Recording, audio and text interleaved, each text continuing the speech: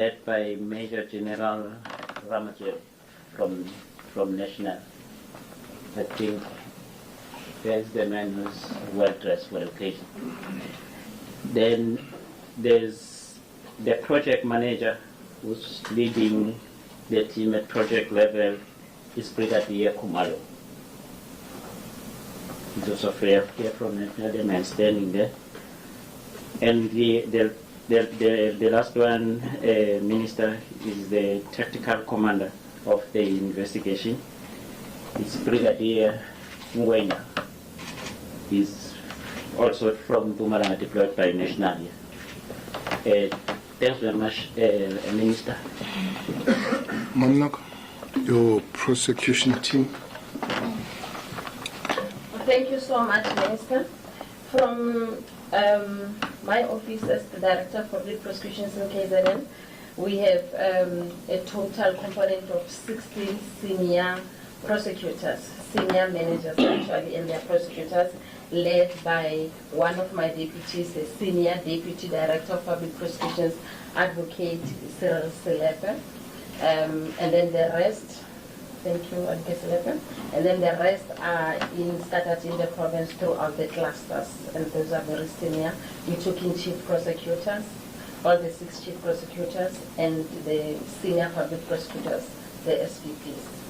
And we're working together with the team from the police, correctional service, and all other state security and all. Thank you very much. Thanks, Minister. Thank you very much, Minister. From correctional services side, we have Umarigile Mungune as the coordinator, coordinating the work in all our centers in the province. Same thing I sit then in the task team. Thank you very much, Minister. Babu Secretary. Thank you, Minister. The civilian secretariat is not part of the team, as we are an oversight over the South African Police Service. We support the Minister. Thank you. Thanks very much. I did not want to speak about the ghost team. I wanted people to see that there is a team. Ladies and gentlemen, as we have greeted each other, as the Interministerial Committee appointed by the President of the Republic, His Excellency President Cyril Ramaphosa, our purpose here today is to inform the nation about the progress of the investigations into the political killings in the province of KwaZulu-Natal. As a way of progress, we have taken a decision to change the members of the task team that was responsible for the investigation into the political killings. The new project team has 118 new members. 118 new members, plus 8 members from the previous task team who have been retained in the new team. So it's 118 plus 8 members that were there. That's why it's a new team, because we have brought so many new members. This team has now adopted a project-driven approach, meaning that they will have dedicated human and physical resources. The human resources include seasoned and experienced detectives from various provinces, including KwaZulu-Natal, Gauteng, Mpumalanga, Eastern Cape, and Western Cape. The team comprises of 126 members, that is 118 plus 8, led by the Acting Provincial Commissioner, Lieutenant General Nhlanhla Mkhwanazi, and Brigadiers Ngwenya and Kumalo. Ngwenya is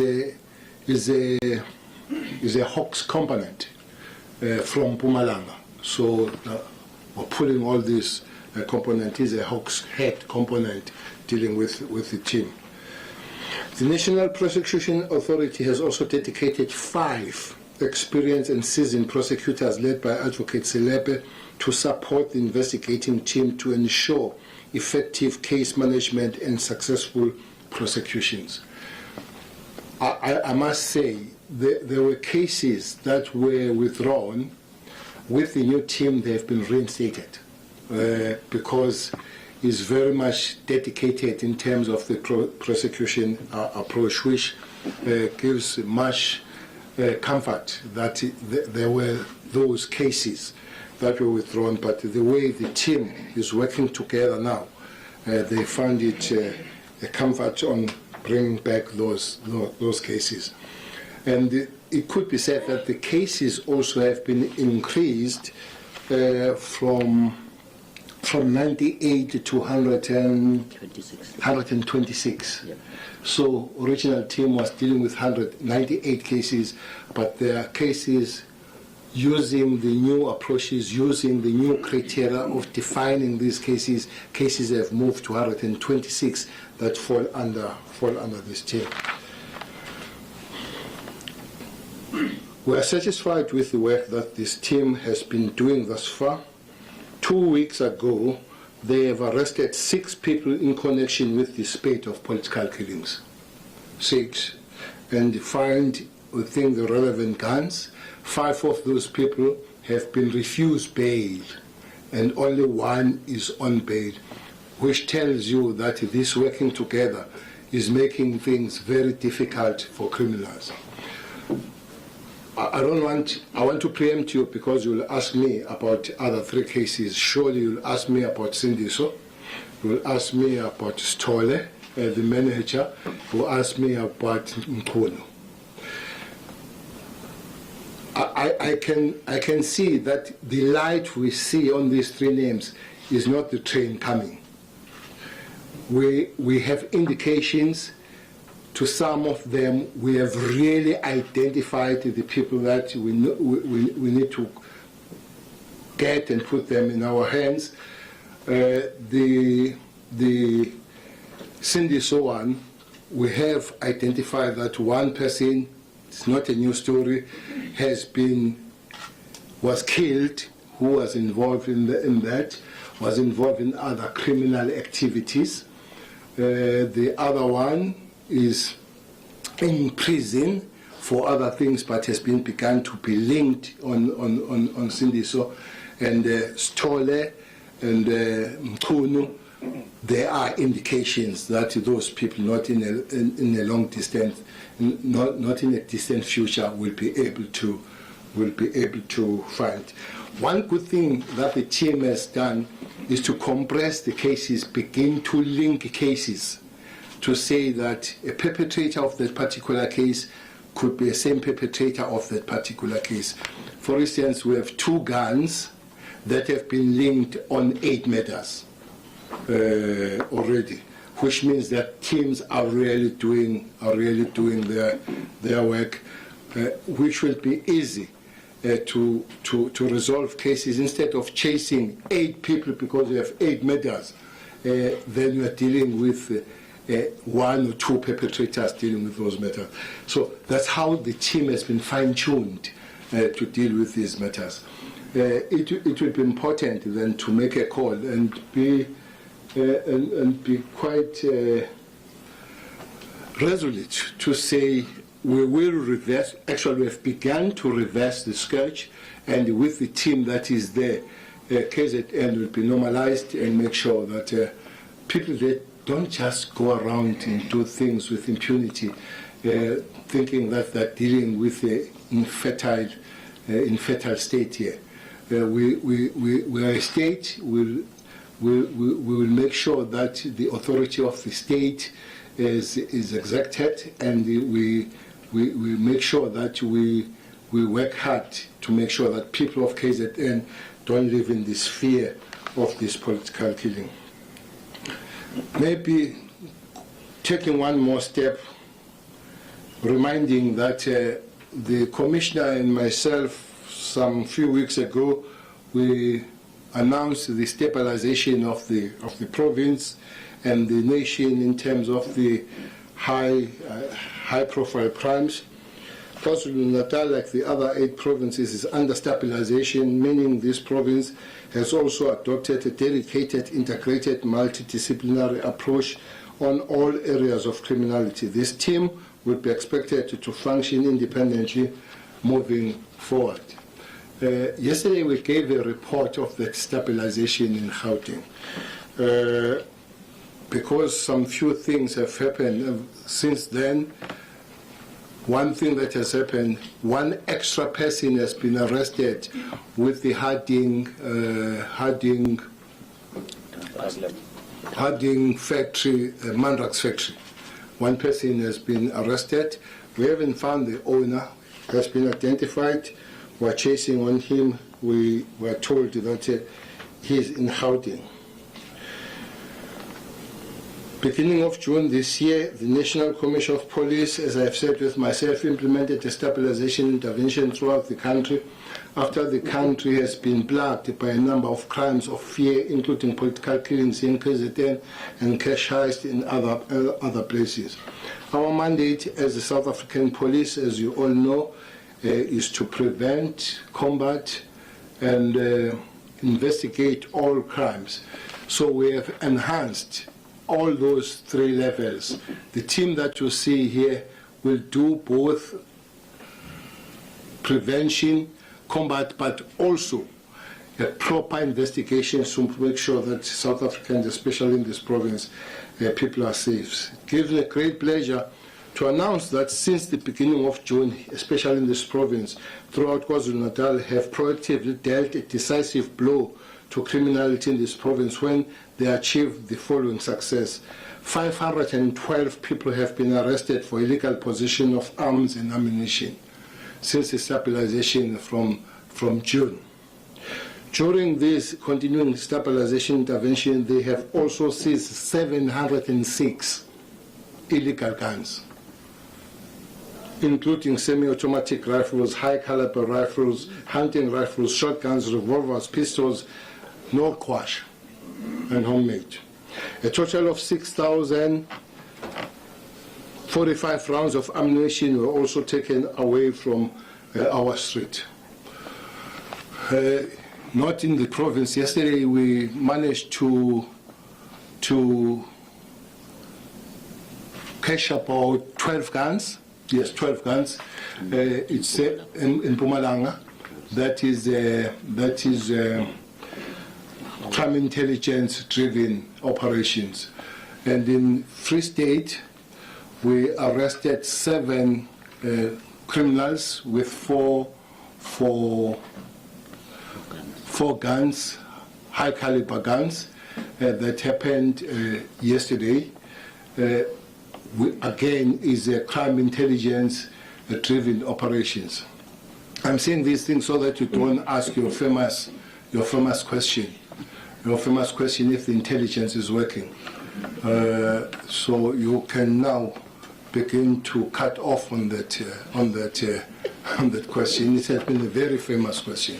So even the Harding thing was a crime-driven operation, and it's beginning to give us the good results. And even here, because besides that, is a project-driven intelligence also is playing a very crucial role going forward. It's a brief. The main thing here is to say we promised to bring the team, and the team is here. It's not just here. The team is working. The team is going to achieve what we're supposed to do to make South Africans safe, especially the KZN people must be safe and they must feel safe. Thanks. Thank you very much, Minister, for the address. We will take a round of questions. I will take 5 set of questions, and please can you introduce yourself and the media house you're representing. I see one. Everybody answers, ne? Yes. Yeah. Will be the first one, 2, 3, in that order, please. Thank you so much, sir. Desiree from African News Agency. I was just wondering, you said you've taken the decision to change members of the task team, and obviously you could just share with us why and when that was done. And you were talking the last time you mentioned here about Operation Thunder.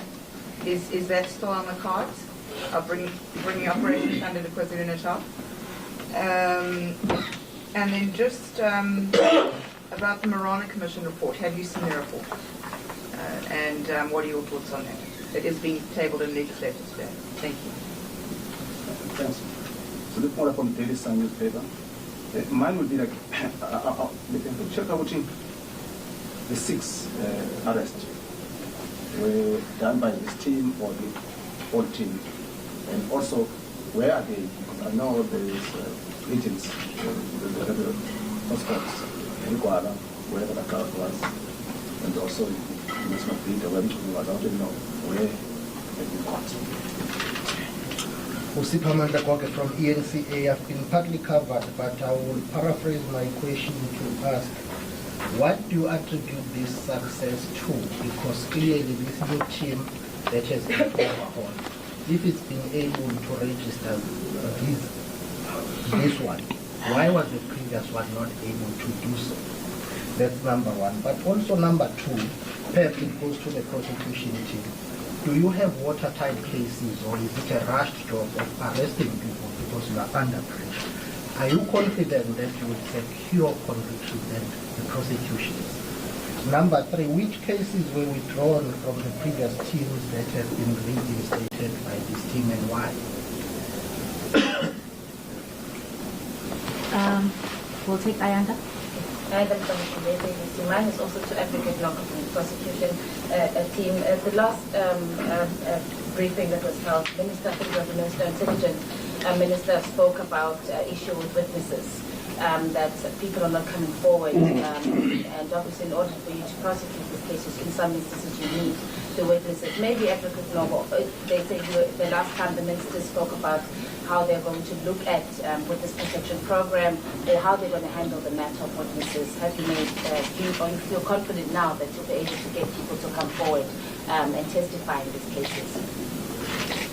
Thank you very much for the questions. Minister and the panel, over to you. I'm glad I'm answering only 2. The rest will be answered by the specific from Kwanazi and Advocate Nogo.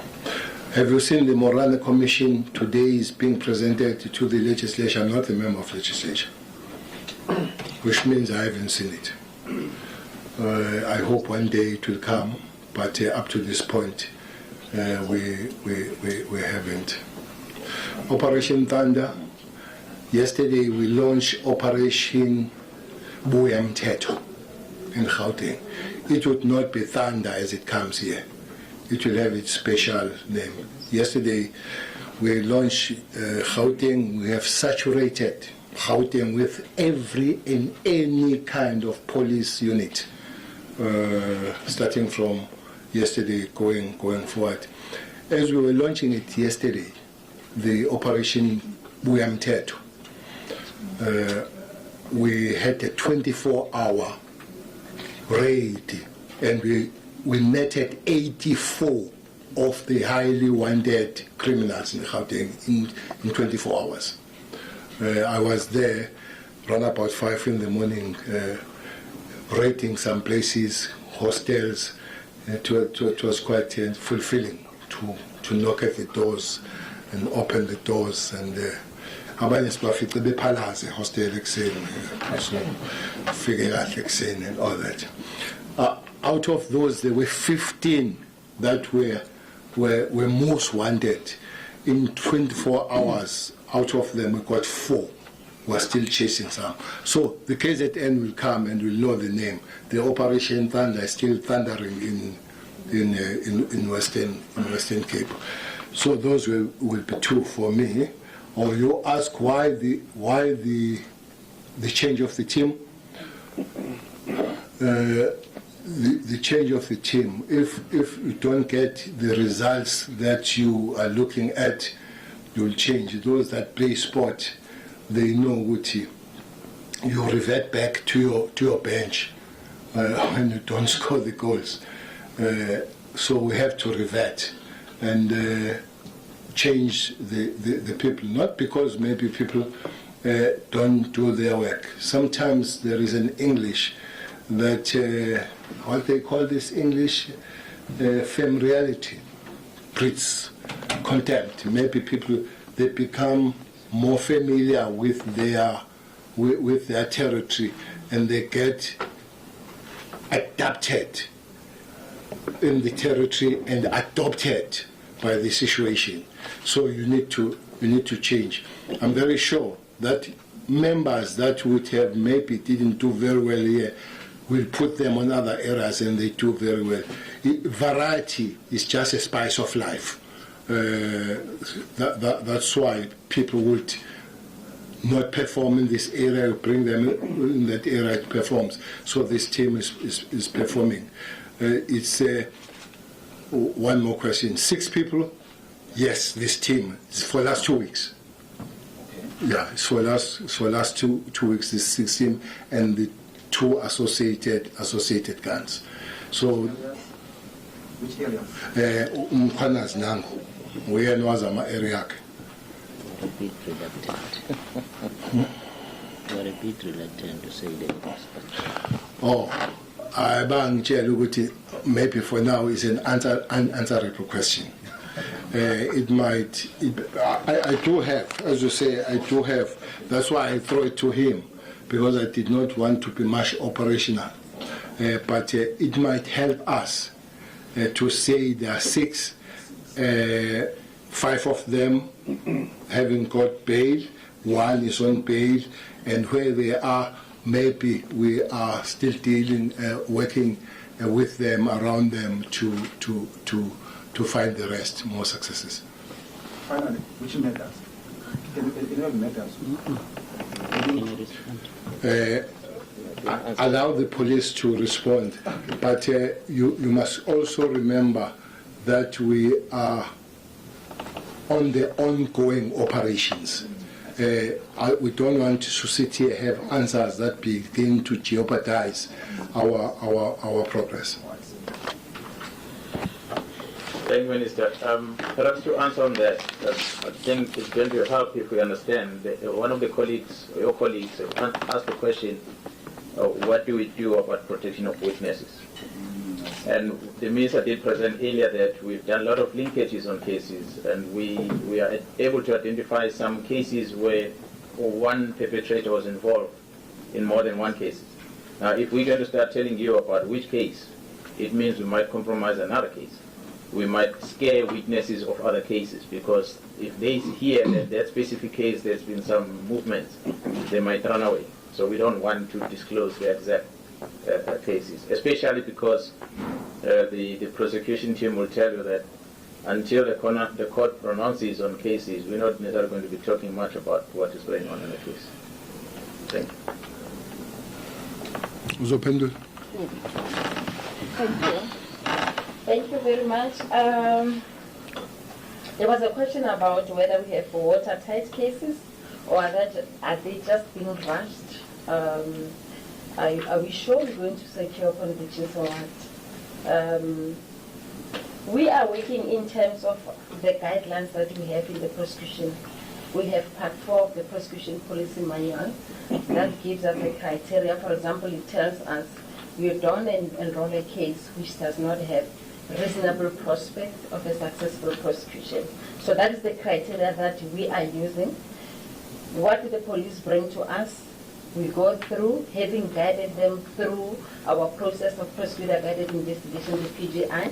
We go through that, and if we are satisfied that there are reasonable prospects of a successful prosecution, then we enroll them.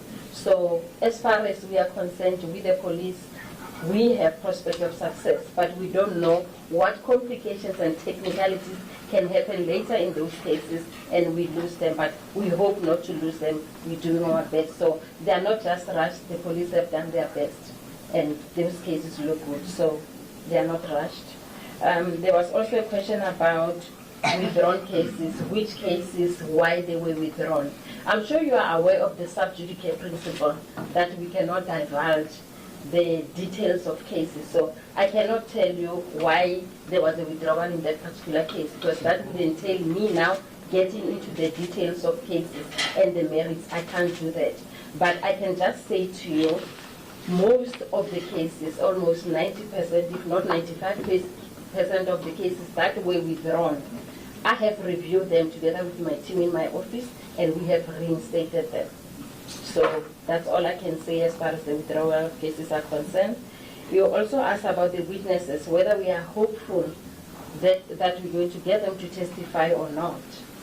I have issued directives to all the prosecutors in the province, which directives have also been given to the police, and they form part of each and every case docket that come to us as a result. Part of the directives is that we will interview state witnesses in these cases within 21 days of these matters having been enrolled and still in the district courts. So we are doing our best as far as that is concerned, but we cannot run away from the fact that some witnesses come, we don't know whether they are threatened, they fear victimization or whatever. That happens, it's normal. But we do have processes that we apply in terms of the Criminal Procedure Act, whereby we deal with the hostile and recalcitrant witnesses, and we deal with them in terms of the law. And with regards to witness protection also, we explain to them that we do have witness protection program within the National Prosecuting Authority. Whoever feels threatened or scared will be placed together with their families under the witness protection family, but I cannot divulge which cases we do have such instances, because Section 17 of the Witness Protection Act forbids me to do that. Otherwise, I'll be committing a criminal offense if I tell you which witnesses are on the program, which ones are not. But just know that we are invoking the provisions of the program that we have as far as witnesses are concerned. Thank you very much. Kok will interview us, not interrogate us. Because she says the cases were withdrawn. You want her to detail the witnesses and the strength of the cases for reinstatement. No, it's not. Leave us there then.